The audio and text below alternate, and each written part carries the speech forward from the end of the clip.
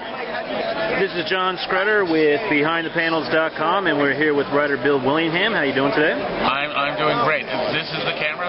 This is it, yes. You know, now these people that walk around with these huge cameras to do the same thing that we're doing here. What's going on? Well, mine is a little bit more shoot-from-the-hip kind of thing. It's a little more impromptu, a little more casual. I don't like to get up in people's faces with big cameras and microphones and whatnot.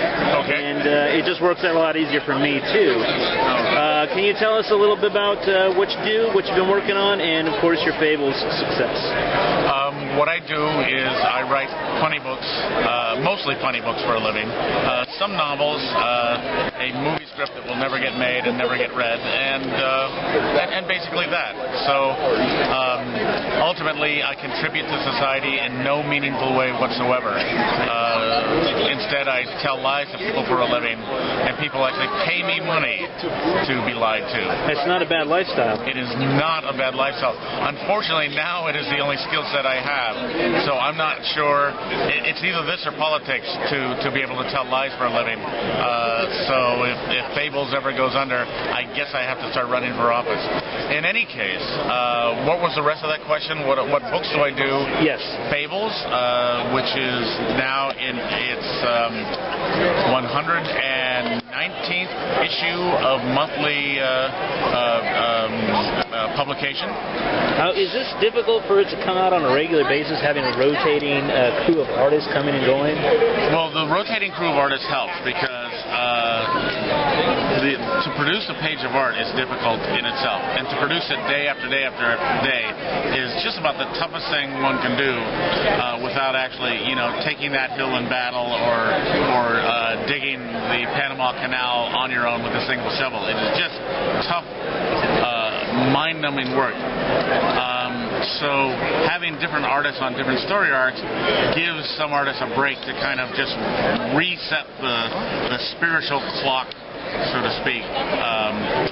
So that helps.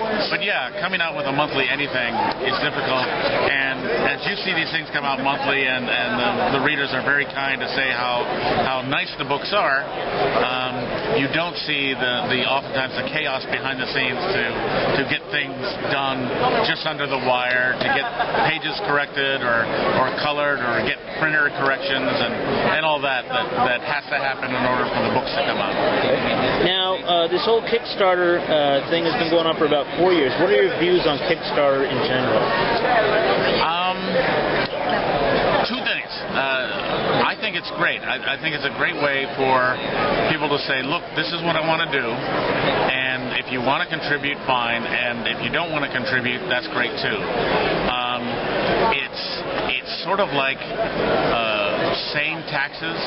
It's like support with your money the things you want to happen, but we're not forcing money out of your pocket for the things you don't want to happen, and I think that's just fine. Some wit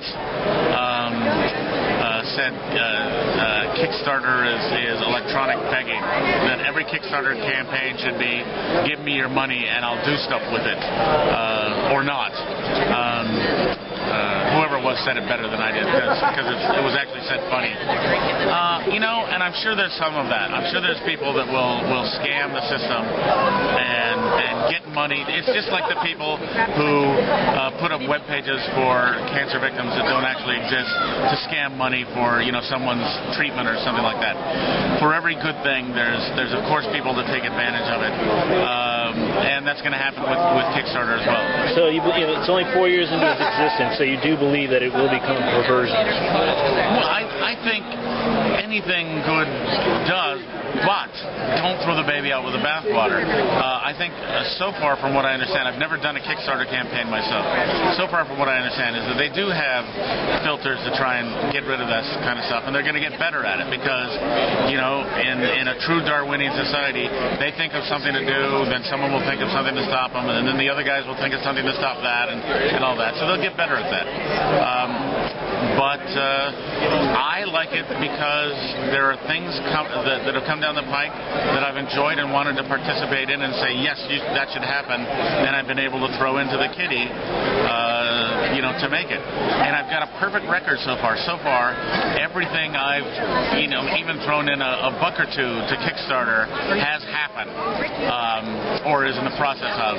We've had none that failed to go, so I'm feeling pretty lucky in the Kickstarter world so far.